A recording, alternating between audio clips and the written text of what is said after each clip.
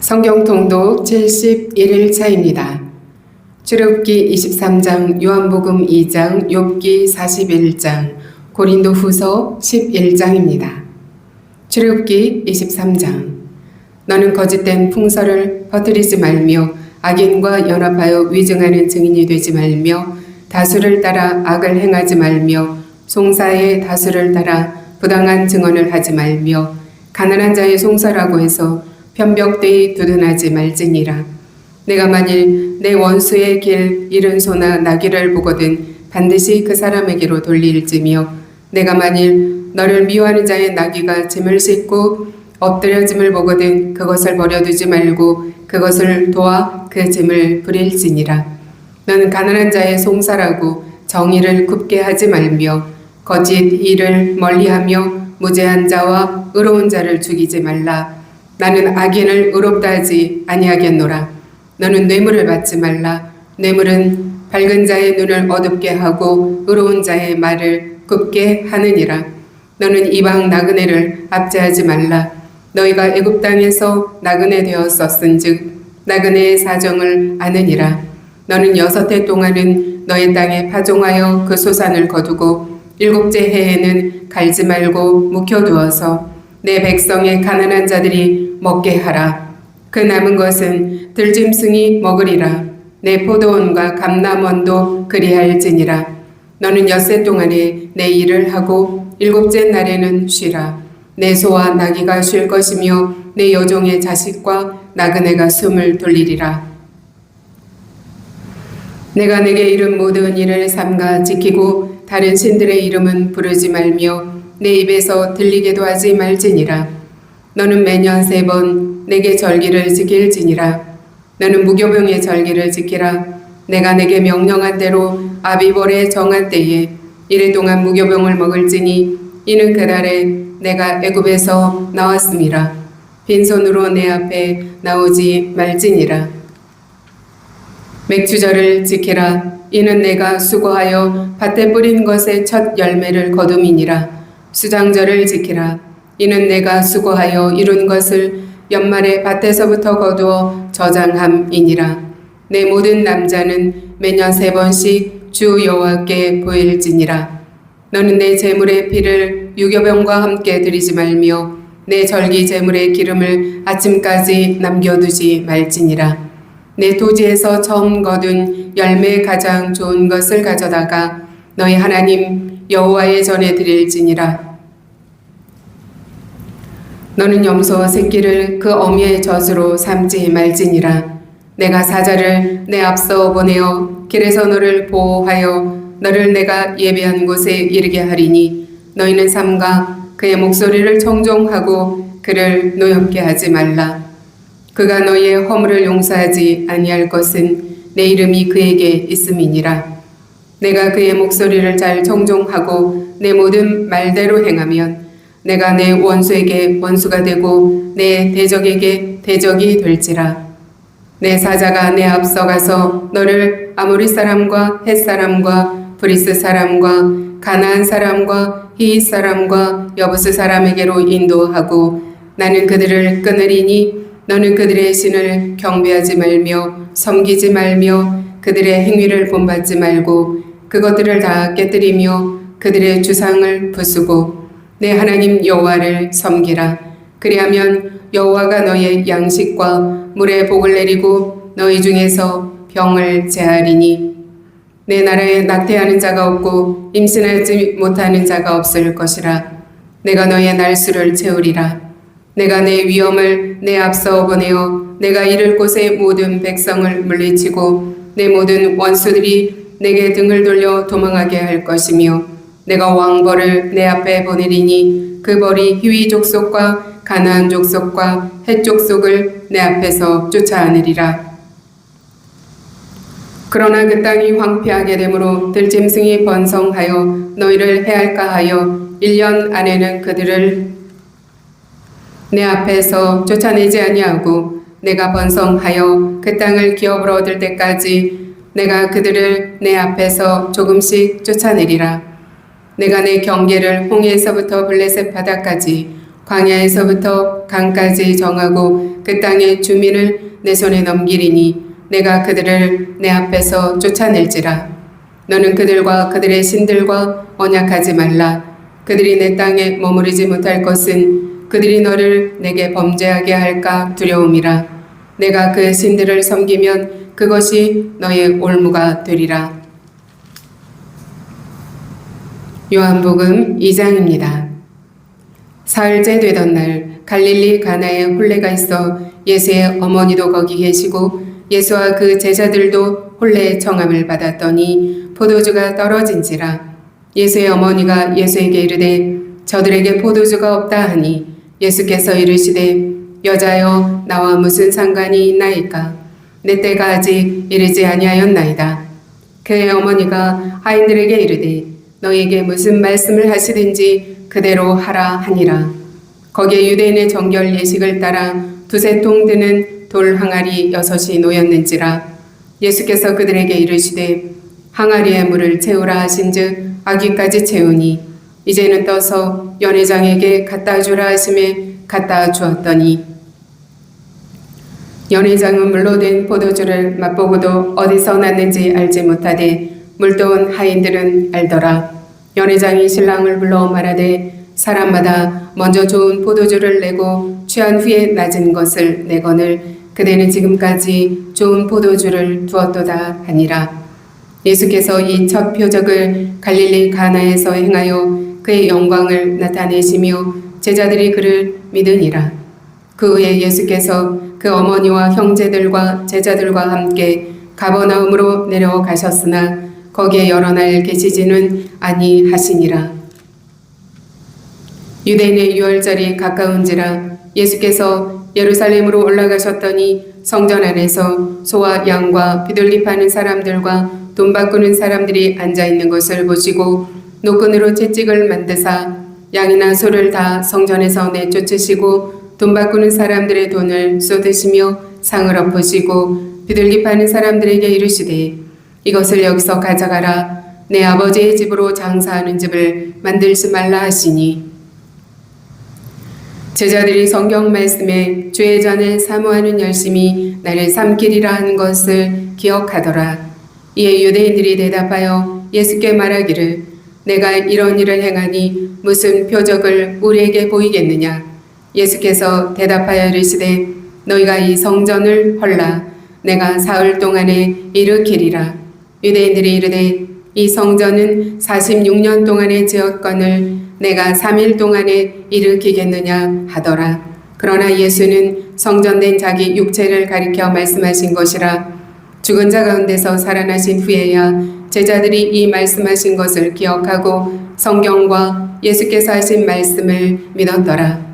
유월절에 예수께서 예루살렘에 계시니 많은 사람이 그의 행하시는 표적을 보고 그의 이름을 믿었으나 예수는 그의 몸을 그들에게 의탁하지 아니하셨으니 이는 친히 모든 사람을 아심이요 또 사람에 대하여 누구의 증언도 받으실 필요가 없었으니 이는 그가 친히 사람의 속에 있는 것을 아셨음이니라.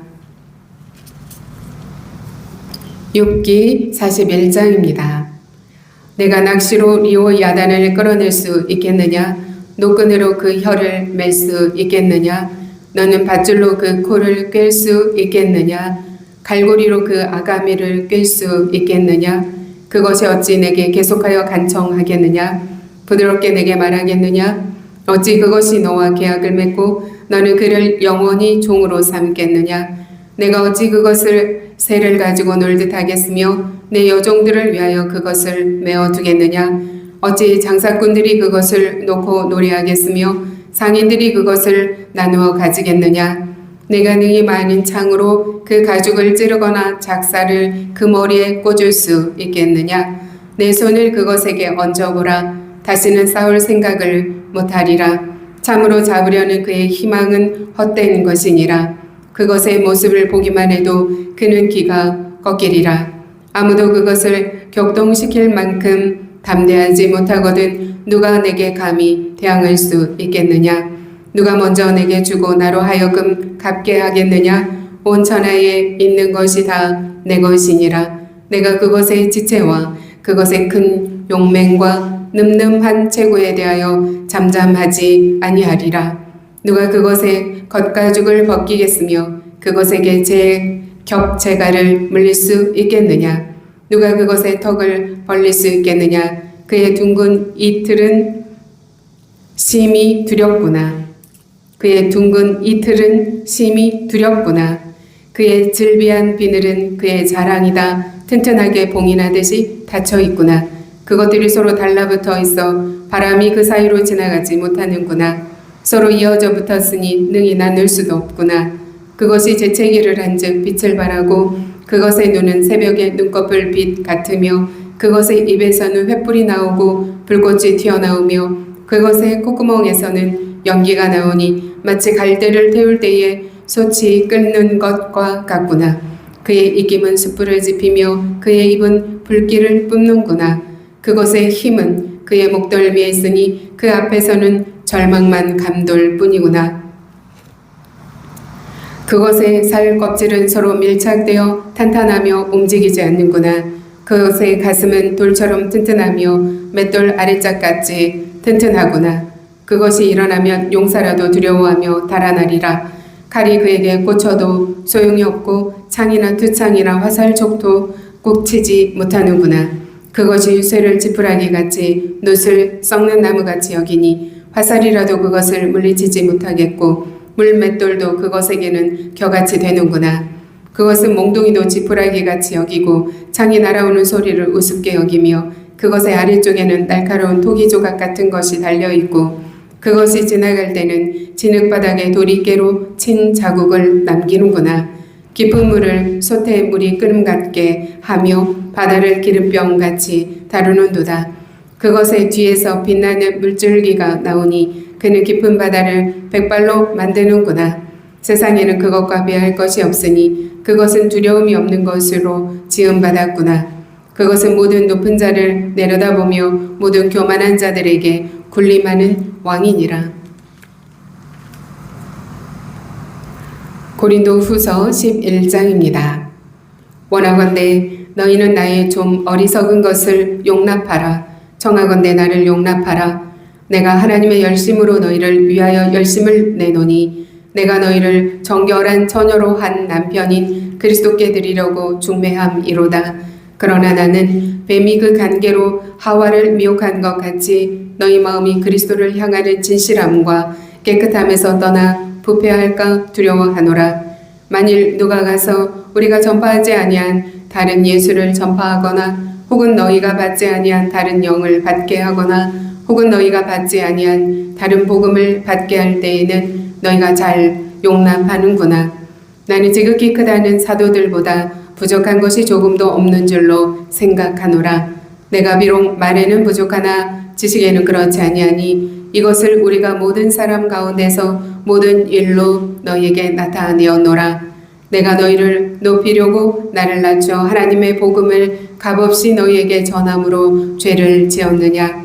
내가 너희를 섬기기 위하여 다른 여러 교회에서 비용을 받은 것은 탈취한 것이라. 또 내가 너희와 함께 있을 때 비용이 부족하였으되 아무에게도 눈을 끼치지 아니하였음은 마게도냐에서 온 형제들이 나의 부족한 것을 보충하였음이라. 내가 모든 일에 너희에게 폐를 끼치지 않기 위하여 스스로 조심하였고 또 조심하리라. 그리스도의 진리가 내 속에 있으니 아가야 지방에서 나의 이 자랑이 막히지 아니하리라. 어떠한 까닭이냐? 내가 너희를 사랑하지 아니함이냐? 하나님이 아시느니라. 나는 내가 해온 그대로 앞으로도 하리니 기회를 찾는 자들이 그 자랑하는 일로 우리와 같이 인정받으려는 그 기회를 끊으려 함이라. 그런 사람들은 거짓 사도요 속이는 일꾼이니 자기를 그리스도의 사도로 가장하는 자들이니 이것은 이상한 일이 아니니라. 사탄도 자기를 광명의 천사로 가장하나니 그러므로 사탄의 일꾼들도 자기를 의의 일꾼으로 가장하는 것이 또한 대단한 일이 아니니라. 그들의 마지막은 그 행위대로 되리라. 내가 다시 말하노니 누구든지 나를 어리석은 자로 여기지 말라. 만일 그러하더라도 내가 조금 자랑할 수 있도록 어리석은 자로 받으라. 내가 말하는 것은 주를 따라 하는 말이 아니오 오직 어리석은 자와 같이 기탄 없이 자랑하노라. 여러 사람이 육신을 따라 자랑하니 나도 자랑하겠노라. 너희는 지혜로운 자로서 어리석은 자들을 기쁘게 용납하는구나. 누가 너희를 종으로 삼거나 잡아먹거나 빼앗거나 스스로 높이거나 뺨을 칠지라도 너희가 용납하는도다. 나는 우리가 약한 것 같이 욕되게 말하노라. 그러나 누가 무슨 일에 담대하면 어리석은 말이나마 나도 담대하리라. 그들이 히브리인이냐 나도 그러하며 그들이 이스라엘인이냐 나도 그러하며 그들이 아브라함의 후손이냐 나도 그러하며 그들이 그리스도의 일꾼이냐 정신없는 말을 하거니와 나는 더욱 그러하도다. 내가 수고를 넘치도록 하고 옥에 갇히기도 더 많이 하고 매도 수 없이 맞고 여러 번 죽을 뻔하였으니 유대인들에게 40에서 하나 감한 매를 5번 맞았으며 3번 태장으로 맞고 1번 돌로 맞고 3번 파선하고 1주야를 깊은 바다에서 지냈으며 여러 번 여행하면서 강의 위험과 강도의 위험과 동족의 위험과 이방인의 위험과 신의 위험과 광야의 위험과 바다의 위험과 거짓 형제 중에 위험을 당하고 또 수고하며 애쓰고 여러 번 자지 못하고 줄이며 목마르고 여러 번 굶고 춥고 헐벗었노라. 이외의 일은 고사하고 아직도 날마다 내 속에 눌리는 일이 있으니 곧 모든 교회를 위하여 염려하는 것이라. 누가 약하면 내가 약하지 아니하며 누가 실족하게 되면 내가 애타하지 아니하더냐. 내가 부득불 자랑할진대 내가 약한 것을 자랑하리라. 주 예수의 아버지 영원히 찬송할 하나님이 내가 거짓말 아니하는 것을 아시느니라. 다메섹에서 아레다 왕의 고관이 나를 잡으려고 다메섹 성을 지켰으나 나는 광주리를 타고 들 창문으로 성벽을 내려가 그 손에서 벗어났노라. 아멘. 하나님의 말씀입니다. 출애굽기 23장입니다. 하나님의 백성은 세상의 기준이 아니라 하나님의 공의와 사랑을 따라 살아가며 하나님께서 인도하시는 길을 끝까지 신뢰해야 합니다. 출애굽기 20장부터 시작된 율법은 이제 23장에 이르러 절정을 향해 나아가고 있습니다. 오늘 본문은 단순히 재판법이나 사회법을 말하고 있지 않습니다. 하나님의 백성이 어떤 가치관으로 살아야 하는가를 보여주는 말씀입니다. 애굽이라는 나라는 힘 있는 사람이 이기는 세상입니다. 권력이 법이었고 약한 사람은 억울한 일을 당해도 보호받지 못했습니다. 그러나 하나님은 이스라엘을 애굽에서 건져내신 후 전혀 다른 공동체를 세우기 원하셨습니다. 거짓보다 진실이 존중되고 힘보다 공의가 앞서며 경쟁보다 사랑이 살아있는 공동체를 원하셨습니다. 하나님은 거짓보다 진실을 기뻐하십니다. 1절은 이렇게 시작하고 있습니다. 너는 거짓된 풍설을 퍼뜨리지 말며 악인과 연합하여 거짓 증거하지 말라고 하십니다. 하나님께서는 공동체를 무너뜨리는 첫 번째 죄로 거짓말과 거짓 증언을 말씀하고 계십니다. 거짓은 단순한 말의 문제가 아닙니다. 한 사람의 명예를 무너뜨리고 가정을 깨뜨리고 공동체를 뒤흔듭니다. 오늘날은 SNS와 인터넷을 통해서 사실이 확인되지 않은 이야기가 순식간에 퍼집니다. 성도는 세상보다 더 신중해야 합니다. 들은 말을 쉽게 전하지 말고 확인되지 않은 사실을 사실처럼 말하지 않아야 합니다. 예수님은 자신을 길이요 진리요 생명이라고 요한복음 14장 6절에서 말씀하셨습니다. 진리를 따른 사람은 말에서도 진실해야 합니다. 하나님의 백성은 다수를 따라 악을 행하지 않습니다.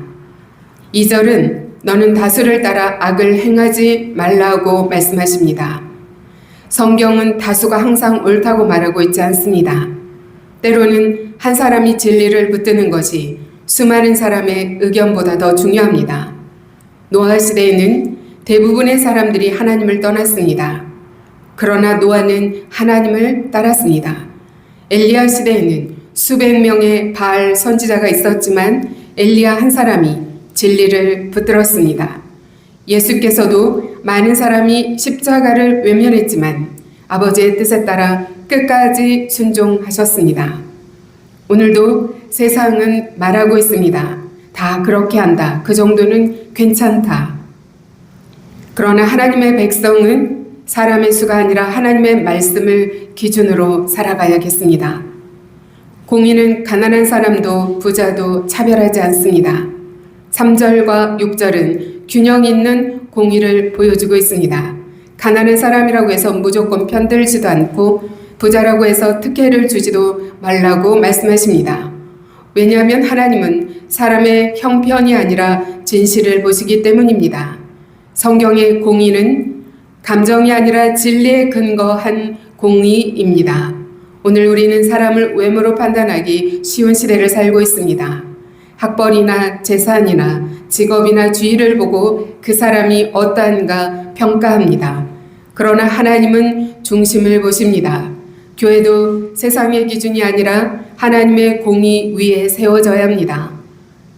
원수에게도 선을 행하는 것이 하나님 나라의 삶입니다. 4절과 5절은 놀라운 말씀을 하고 있습니다. 원수의 소나 나귀가 길을 잃으면 돌려보내고 짐을 싣지 못하면 도와주라고 하십니다. 이 말씀은 당시로서는 혁명적인 가르침입니다. 세상은 원수를 갚으라고 말하지만 하나님은 원수에게도 선을 행하라고 말씀하십니다. 너희 원수를 사랑하며 너희를 박해 하는 자를 위하여 기도하라. 마태복음 5장 44절에서 예수께서 말씀하셨습니다. 복음은 미움의 악순환을 끊습니다. 용서는 약함이 아닙니다. 하나님의 사랑을 닮은 강함입니다. 안식일은 하나님의 은혜를 기억하는 날입니다. 10절부터 하나님께서 안식일에 대해 말씀하십니다. 12절에서는 안식일을 다시 한번 강조하십니다. 왜 하나님께서 안식일을 반복해서 강조하고 계실까요? 안식일은 하나님이 주인이심을 인정하는 신앙 고백입니다. 이스라엘은 애굽에서 쉬지 못하는 노예였습니다. 그러나 하나님은 이제 너희는 자유로운 백성이다 라고 선언하시면서 안식을 허락하셨습니다. 안식일은 하나님의 공급을 신뢰하는 믿음의 날입니다.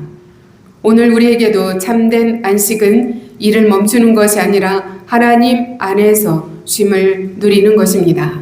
예수께서 말씀하셨습니다. 수고하고 무거운 짐진 자들아 다 내게로 오라. 내가 너희를 쉬게 하리라.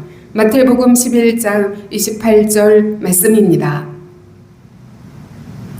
출애굽기 23장은 공의와 사랑, 안식과 순종을 요구합니다. 인간은 이 율법을 완전하게 지키지 못했습니다. 그래서 예수 그리스도께서 이 땅에 오셨습니다. 예수님은 거짓이 없으신 참된 증인이셨고 죄인인 원수까지 사랑하셨으며 십자가에서 하나님의 공의를 이루셨습니다. 또한 예수님은 우리의 참된 안식이 되셨습니다. 히브리서 4장은 그리스도 안에서 누리는 영원한 안식을 선포합니다.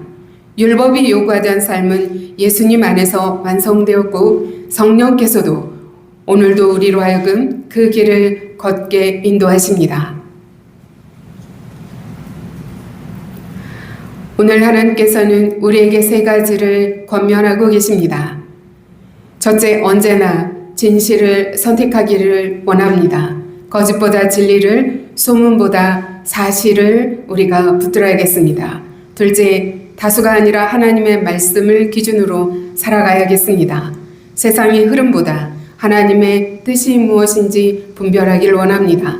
셋째, 예수님 안에서 참된 안식을 누리십시오. 염려와 무거운 짐을 주님께 맡기고 하나님의 평안을 누리시기 바랍니다. 하나님은 예배하는 백성을 끝까지 인도하십니다.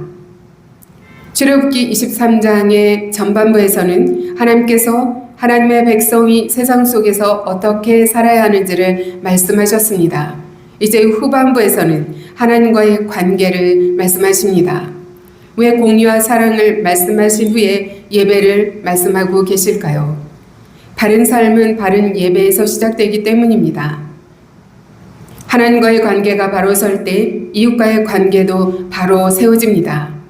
하나님은 절기를 지키라고 명령하시며 약속의 땅으로 친히 인도하시겠다고 말씀하십니다. 하나님은 예배를 통해 은혜를 기억하게 하십니다. 14절에서 너는 매년 3번 내게 절기를 지킬지니라.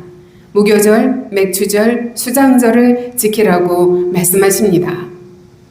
이 세 절기는 하나님의 구원의 역사를 기억하는 신앙의 시간입니다. 무교절은 애굽에서 구원받은 은혜를 기억하는 절기입니다. 맥추절은 첫 열매를 주신 하나님께 감사하는 절기입니다. 수장절은 한 해의 모든 은혜를 감사하는 절기입니다. 하나님은 이스라엘이 바빠질수록 풍성해질수록 더 예배하게 하셨습니다. 사람은 풍요로워질수록 하나님을 잊기 쉽기 때문입니다. 오늘 우리도 예배는 의무가 아니라 은혜를 기억하는 자리입니다. 매주 드리는 예배는 하나님께서 나를 구원하셨습니다. 오늘도 나를 먹이시고 인도하십니다. 라는 우리의 고백이 담긴 믿음의 시간입니다. 하나님께 드리는 예배에는 감사가 있어야 합니다. 15절, 19절에서 하나님께서 반복해서 말씀하십니다. 빈손으로 내 앞에 나오지 말지니라. 이 말씀은 하나님께서 우리의 물질이 부족해서 하신 말씀이 아닙니다. 하나님은 이미 모든 것을 소유하신 분입니다. 그렇다면 왜 빈손으로 나오지 말라고 하셨을까요? 감사 없는 예배를 드리지 말라는 뜻입니다. 예배는 무엇을 받으러 오는 자리이기 이전에 먼저 하나님께 감사와 영광을 올려드리는 자리입니다. 우리의 예배는 감사의 마음, 순종의 삶, 찬양하는 입술, 회개하는 마음을 가지고 하나님께 나아가는 것입니다. 로마서 12장 1절은 우리의 삶 자체를 하나님께 드리는 산 제사라고 말씀했습니다. 하나님은 그의 사자를 보내어 백성을 인도하십니다. 20절은 출애굽기에서 가장 중요한 약속 가운데 하나입니다. 보라, 내가 사자를 내 앞서 보내어 너를 길에서 보호한다고 말씀하십니다. 이스라엘은 아직 약속의 땅에 도착하지 않았습니다. 앞에는 광야가 있고 가나안 족속이 있으며 수많은 위험이 기다리고 있었습니다. 그러나 하나님께서 먼저 약속하십니다. 내가 너보다 먼저 가겠다는 것입니다. 이 사자는 단순한 천사가 아닙니다. 많은 복음주의 신학자들이 성육신 이전에 나타나신 그리스도 여호와의 사자이라고 이해합니다. 하나님은 백성을 홀로 보내지 않으셨습니다. 친히 앞서가시며 길을 준비하셨습니다. 오늘 우리도 미래를 알 수 없지만 우리보다 먼저 가시는 주님을 믿습니다. 예수님께서 제자들에게 말씀하셨습니다. 내가 세상 끝날까지 너희와 항상 함께 있으리라. 마태복음 28장 20절에서 우리에게 약속하셨습니다. 하나님께서는 오늘도 저와 여러분의 삶 가운데 함께 하십니다. 하나님은 조금씩 우리를 성장시키십니다. 29절과 30절은 매우 흥미로운 말씀입니다. 하나님은 가나안 족속을 한 번에 쫓아내지 않겠다고 말씀하십니다. 들짐승이 번성하여 너를 해할까 봐 그렇게 하지 않겠다는 것입니다. 하나님은 이스라엘의 현재 형편을 아셨습니다. 그들은 아직 감당할 준비가 되지 않았기 때문입니다. 그래서 하나님은 조금씩 몰아내시겠다고 말씀하십니다. 우리는 빨리 응답받기를 원합니다. 빨리 성공하기를 원하고 빨리 문제가 해결되기를 원합니다. 그러나 하나님은 우리의 믿음과 인격이 함께 성장하기를 원하시며 하나님의 지연은 더 좋은 때를 위한 준비인 것입니다. 요셉도 다윗도 모세도 그의 삶 가운데서 하나님의 때를 기다리는 시간을 통과했습니다. 하나님의 시간은 언제나 가장 좋은 때이며 가장 선한 때입니다. 32절과 33절에서 하나님은 마지막으로 엄중히 경고하십니다. 그들과 그들의 신들과 언약하지 말라 말씀하십니다. 우상과 타협하지 말라는 것입니다. 가나안 족속과 타협하면 결국 그들의 우상을 섬기게 될 것이라고 말씀합니다. 죄는 작은 타협에서 시작됩니다. 처음에는 별것 아닌 것처럼 보이지만 결국 마음을 하나님에게서 멀어지게 만듭니다. 오늘날 우리의 우상이 무엇입니까?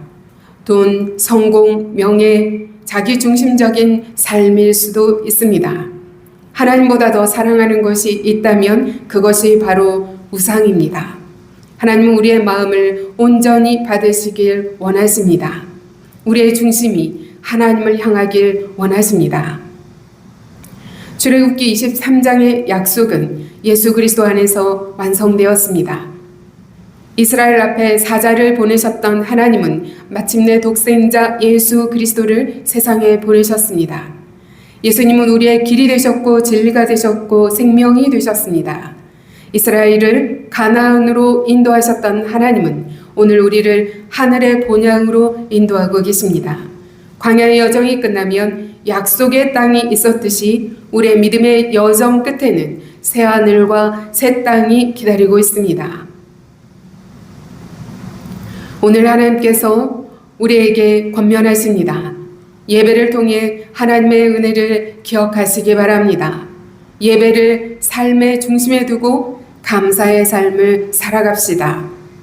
하나님의 인도하심을 신뢰하며 앞이 보이지 않아도 우리보다 먼저 가시는 하나님을 믿으시기 바랍니다. 작은 타협도 경계하십시오.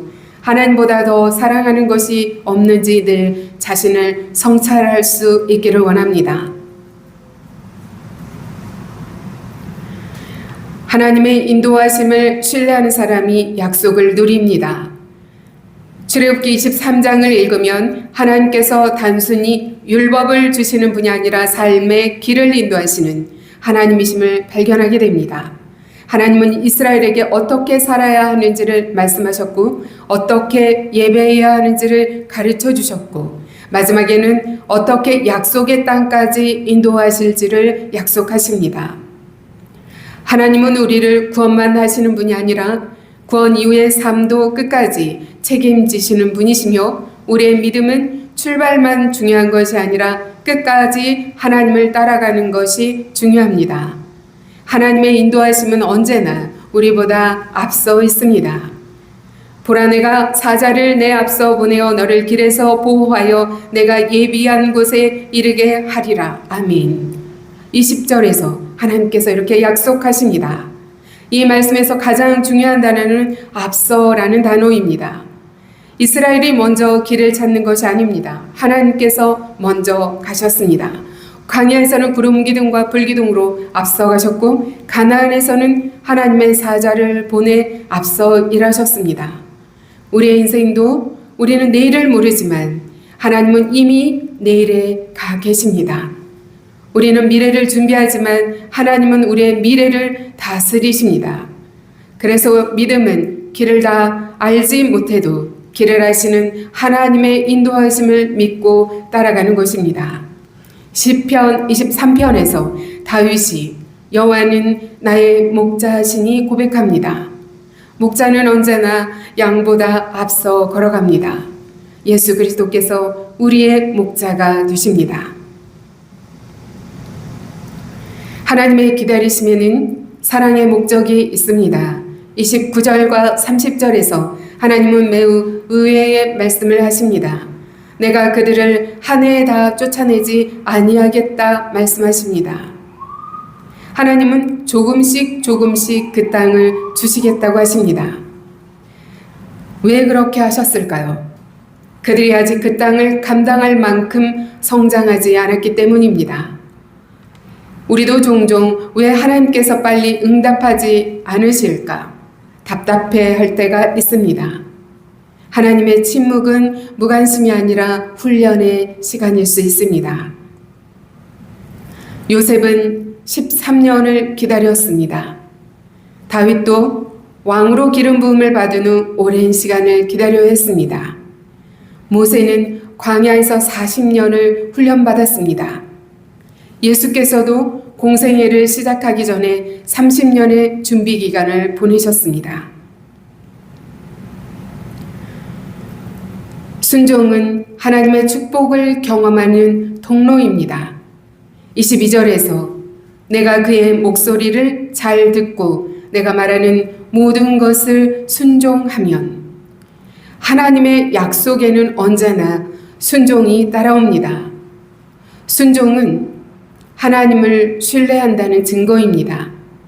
부모의 손을 잡은 어린아이는 길을 다 알지 못해도 부모를 믿고 따라갑니다. 성도의 순종도 모든 이유를 다 이해해서 순종하는 것이 아닙니다. 하나님의 선하심을 믿기에 순종하며 따라가는 것입니다. 예수께서 겟세마네에서 내 원대로 마옵시고 아버지의 원대로 하옵소서 기도하시며 순종하셨습니다. 십자가에서 그 순종이 온전히 이루어졌습니다. 그 십자가가 우리를 구원했습니다. 하나님은 거룩한 삶을 통해 세상을 변화시킵니다. 출애굽기 23장은 공의로운 재판, 정직한 삶, 안식일의 준수, 절기의 예배, 우상과의 분리를 함께 말씀하고 있습니다. 이 모든 것이 하나의 메시지로 연결됩니다. 너희는 세상과 구별된 백성으로 살라는 말씀입니다. 이 모든 것이 하나님을 드러내는 것입니다. 직장에서 정직한 사람, 가정에서 용서하는 사람, 교회에서 섬기는 사람, 사회에서 약자를 돌보는 사람, 이 모든 사람들이 하나님의 거룩을 나타내고 있습니다. 우리의 삶이 복음의 편지가 되어야겠습니다. 출애굽기 23장에서 하나님은 이스라엘보다 앞서 사자를 보내어 약속의 땅으로 인도하셨습니다. 이것은 장차 오실 예수 그리스도를 예표합니다. 내가 곧 길이요 진리요 생명이니 요한복음 14장 6절에서 예수께서 말씀하셨습니다. 광야에서 구름 기둥이 길을 인도한 것처럼 성령께서 우리 안에 거하시며 진리 가운데로 인도하십니다. 이스라엘이 가나안을 향해 걸어갔다면 우리는 새하늘과 새 땅을 향해 걸어가는 순례자입니다. 우리의 삶은 약속을 향한 믿음의 여정입니다.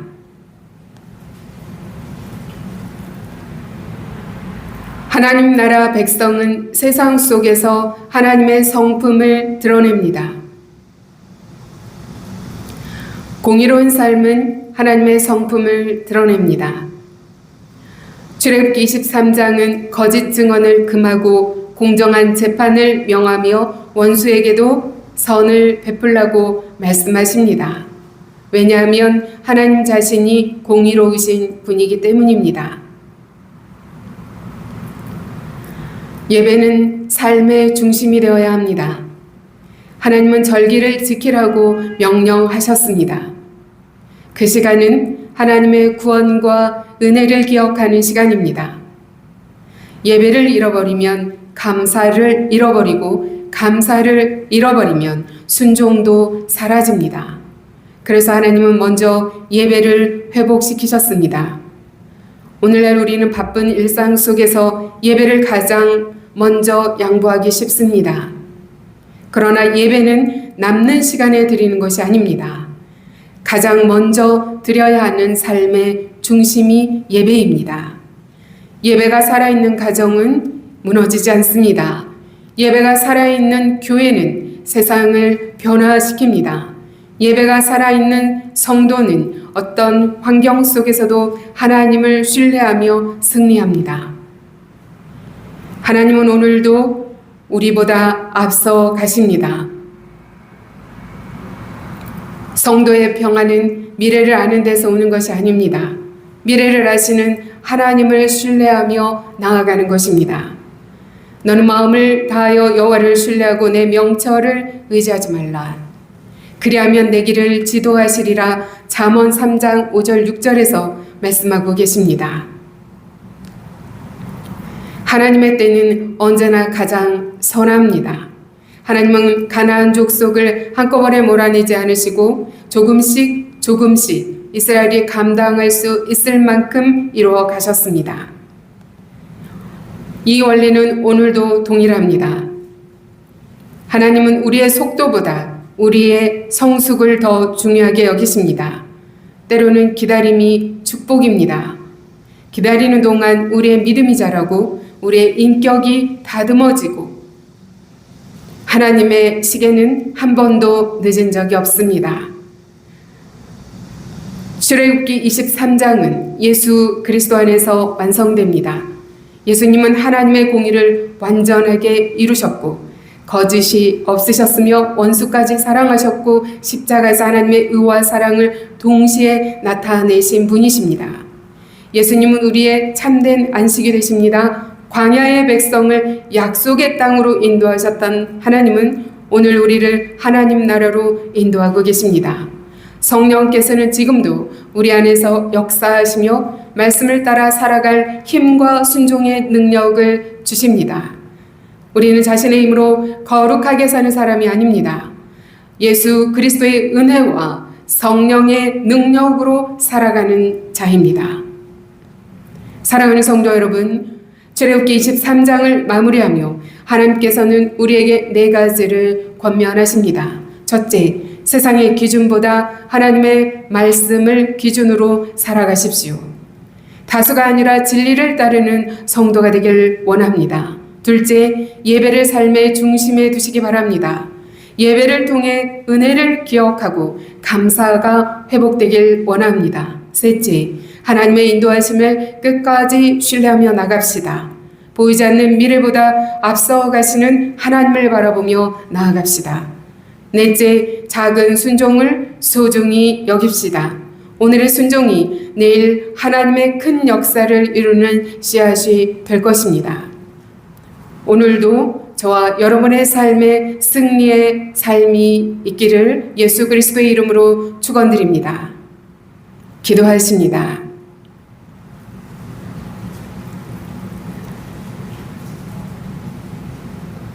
주님, 거룩한 백성으로 살아가도록 불러주셔서 감사합니다. 우리를 거짓 대신 진실함으로, 미움 대신 사랑함으로, 욕심 대신 순종함으로, 두려움 대신 신뢰를 선택하는 하나님의 백성의 길을 날마다 성령님의 인도하심 안에서 살아가게 하시니 감사합니다. 하늘문교회의 모든 성도들이 하나님의 공의를 사랑하고 예배를 삶의 중심에 두며 예수 그리스도 안에서 참된 안식을 누리게 하소서.